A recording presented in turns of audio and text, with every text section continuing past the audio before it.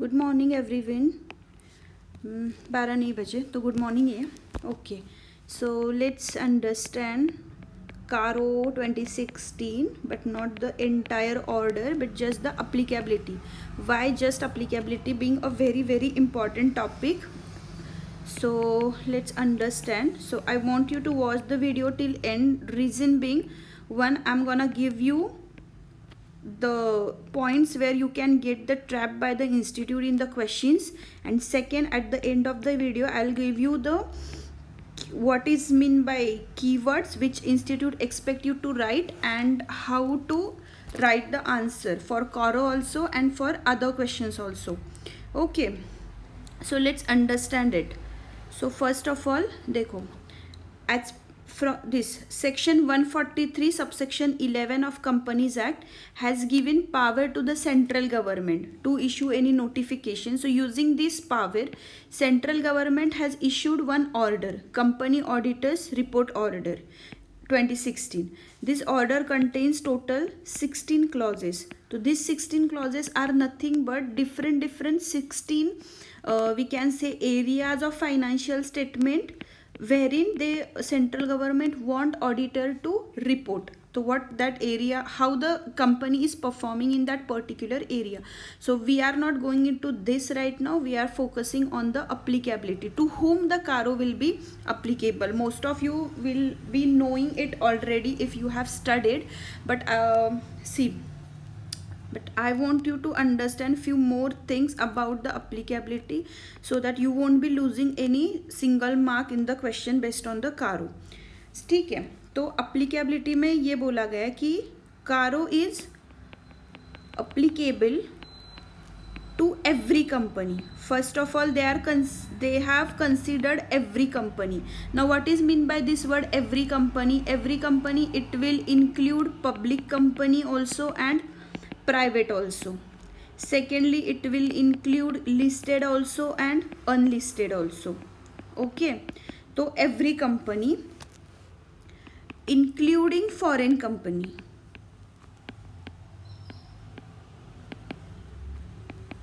including foreign company. For foreign company, what is mean by foreign company, that we are going to understand, because this provision specifically mentions that Caro is applicable to the every company including foreign company as defined in section 2 subsection 42. Okay, and then clause says except.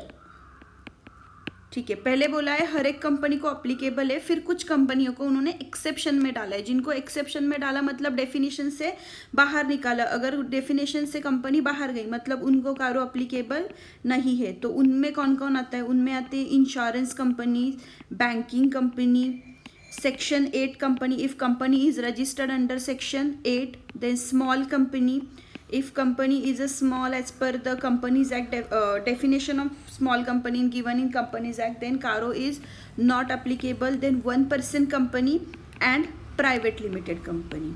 Now those who are doing it for first time, you will say ऊपर तो आपने लिखा है कि private company, but यहाँ पे आप उसको एक्सेप्शन में डालो, डेफिनेशन से बाहर निकाल रहे हो. लेकिन प्राइवेट कंपनी डेफिनेशन से बाहर तभी जाएगी if that private company is not being a holding or subsidiary of public company.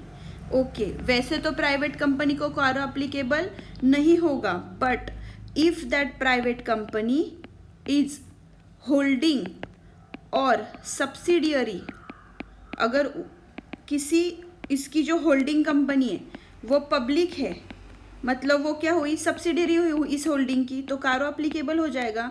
अगर इस प्राइवेट लिमिटेड की कोई सब्सिडियरी है तो इस सब्सिडियरी के लिए ये होल्डिंग बन गई. तो अगर ये कंपनी पब्लिक लिमिटेड है तो इनको कारो अप्लीकेबल हो जाएगा. तो प्राइवेट लिमिटेड डेफिनेशंस के बाहर कब जाएगी? If it is not being holding और subsidiary of public company. Okay, understood. And go how it goes. Okay, private limited not being holding or subsidiary and whose, अच्छा ऐसे लिखती हूँ मैं, whose paid up share capital including reserves not more than, those who already know, is 1 crore, whose borrowings not more than 1 crore and whose total revenue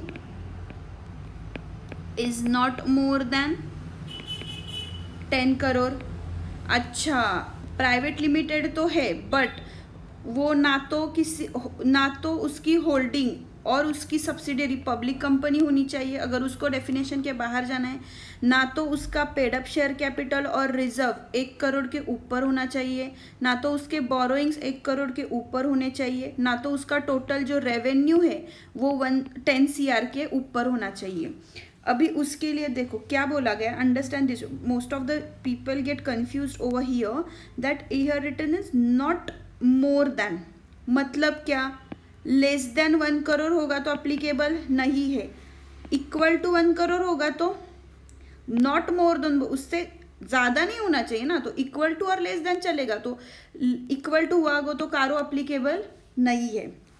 now this paid up share capital and reserves, ये कब का देखना है हमें, आप late से financial year 2021 का audit कर रहे हो तो as on 31 March 21 balance sheet date पे देखना है. बैलेंस शीट डेट का paid up share capital, borrowings any time during the year. अगर ऐसा है कि लेट से अगस्त 20 में उनका बोरोइंग था 2 CR बट उन्होंने रीपेमेंट कर दिया 1.5 CR, so that's why as on 31 March last day of balance sheet है 0.5 CR, that is only 50 lakhs, तो 1 करोड़ के नीचे तो कारो एप्लीकेबल नहीं. ऐसे हम बोलेंगे क्या, नहीं. ड्यूरिंग द ईयर कभी भी अगर उनको 1 CR के क्रॉस करके गया उनका borrowings, then if CARO becomes applicable. And total revenue also during the year.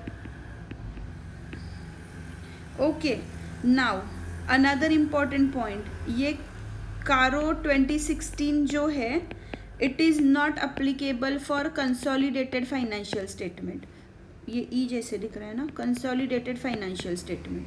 Okay, it is not applicable to the consolidated financial statement. Okay, then next point, as I said, we have to understand the what is the definition of foreign company.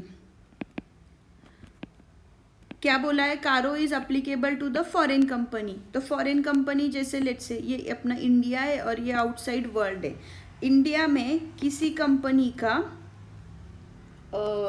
Late से licence office है या फिर second example can be branch office है. ठीक है, यहाँ पे सिर्फ लाइसेंस ऑफिस और ब्रांच, आइदर ऑफ दिस, और उनका जो रजिस्टर्ड ऑफिस है वो आउटसाइड इंडिया है. यहाँ पे incorporated outside India but having any place of business in India, तो उनको हम फॉरेन कंपनी बोलते हैं. ठीक है ना, company which is incorporated registered under outside India but having place of business in India. Place of business में we consider physical also, अगर उनका प्रेजेंस इलेक्ट्रॉनिकली है तो इलेक्ट्रॉनिक प्रेजेंस भी कंसिडर करते हैं. सेकेंड थिंग, अगर ओन्ड है, वो खुद से यहाँ पे ऑपरेशंस कर रहे तो ठीक है. अगर वो किसी थ्रू रिप्रेजेंटेटिव भी company if it's carrying out its operation, then also caro becomes applicable. Why? Because then also this company falls into the definition of foreign company. अगर आपको case study based question है तो you can be given that company some ABC INC having branch office or having license office whose purpose is to just to communicate, secure order, something like that. Then also caro becomes applicable. So this is about the caro 2016 to whom caro will be applicable. Now understand where you can get trapped. You can get trapped in the definition of this. Why? Foreign company. Then ये private limited है. ये understand this very very carefully. अगर equal to है, not more then बोला है, that means आपको अगर equal to भी दिया जाता है then also CARO becomes applicable. Now the next point, as I said, I am gonna give you the exam tips of writing the answer. देखो exam tips में अगर कारो बेस्ड क्वेश्चन आ गया, I take you one example. See there is a ABC private limited. तो हाँ, having let's say borrowings from bank, हाँ one more important point, ये जो बोरोइंग्स है, this borrowings will be considered only borrowings from banks and financial institution, बाकी कोई borrowings नहीं, सिर्फ ये दो बोरोइंग्स आपको चेक करनी होती है। और इनमें से कोई एक भी कंडीशन अगर इस एक के भी ब्रैकेट के बाहर गया, ऐसे नहीं कि सब के सब देखे जाएंगे, कोई एक भी कंडीशन अगर प्राइवेट लिमिटेड अगर इस आउट ऑफ द बॉक्स गया, ये कंडीशन सेटिस्फाई हो गई, देन कारो बिकम्स अप्लीकेबल। ठीक है, having borrowing from bank 1.5 crore, ठीक है, ये बोला गया। तो ये जो लोन लिया था from bank for installation of plant, ठीक है, but due to some condition, वो कुछ तो कंडीशन देंगे, सो टेम्परेली फंड्स ऐसे ही पड़े थे तो उन्होंने वर्किंग कैपिटल के लिए यूज़ कर लिया। नाउ आपको पूछेंगे रिपोर्टिंग रिस्पॉन्सिबिलिटीज़ क्या है। Now how students go wrong in from the starting the answer. सबसे पहले कुछ लोग ऐसे करेंगे कि एज पर कारो 2016 कंपनी शैल, है ना, company shall utilise the fund. एक second, as per CARO company नहीं, एज पर कारो ऑडिटर, क्योंकि ये जो ऑर्डर है ये कंपनी के लिए नहीं है, ये ऑडिटर्स के लिए, कि ऑडिटर्स तुम देखो कि कंपनी ने ये जो 16 हमने क्लॉजेस दिए उसमें ये जो हमने बोला है वो सब उन्होंने किया है कि नहीं। तो as per CARO company is not, management पे एप्लीकेबल नहीं होता, ये ऑडिटर पे। तो एज पर कारो 2016 ऑडिटर शैल चेक और ऑडिटर शैल सेटिस्फाई हिमसेल्फ, है ना, वैसे आंसर स्टार्ट होना चाहिए। सेकेंड, जब भी आपका केस स्टडी बेस्ड क्वेश्चन आता है, first write the provision, then write the fact of the case and then write the conclusion. Now for the provision for in the given case, now understand, देखो कुछ लोग क्या करेंगे, जैसे कि अभी यूटिलाइजेशन ऑफ फंड्स आता है आपके क्लॉज 9 में, तो you will directly start from clause 9, नहीं, बट उन्होंने क्या बोला है, बोरोइंग्स दिए हैं, मतलब क्या, अप्लीकेबिलिटी सेक्शन भी यहाँ पे उन्होंने दिया है आपको स्पेसिफिकली, है ना। तो you first have to determine, तो you have to first determine the applicability, तो आपको एप्लीकेबिलिटी लिखना पड़ेगा। CARO is not applicable to the private limited company if borrowing is less than 1 crore, तो in the given case borrowing is more than 1 crore, so CARO becomes applicable. ये हो गया आपका first एप्लीकेबिलिटी का फर्स्ट पॉइंट।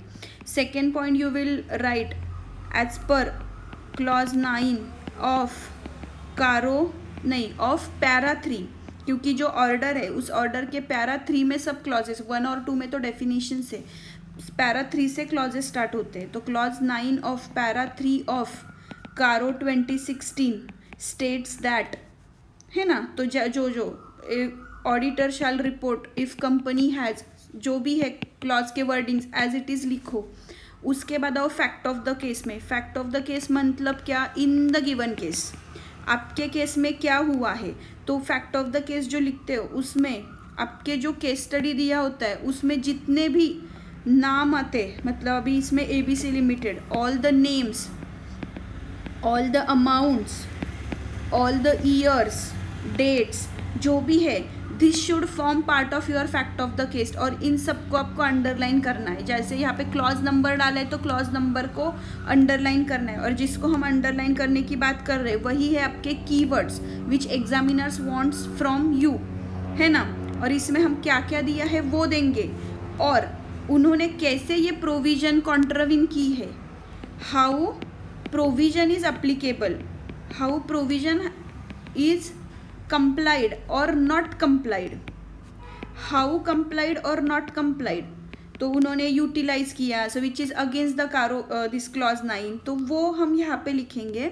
और कंक्लूजन में लिखेंगे कि then auditor shall report the non compliance, है ना।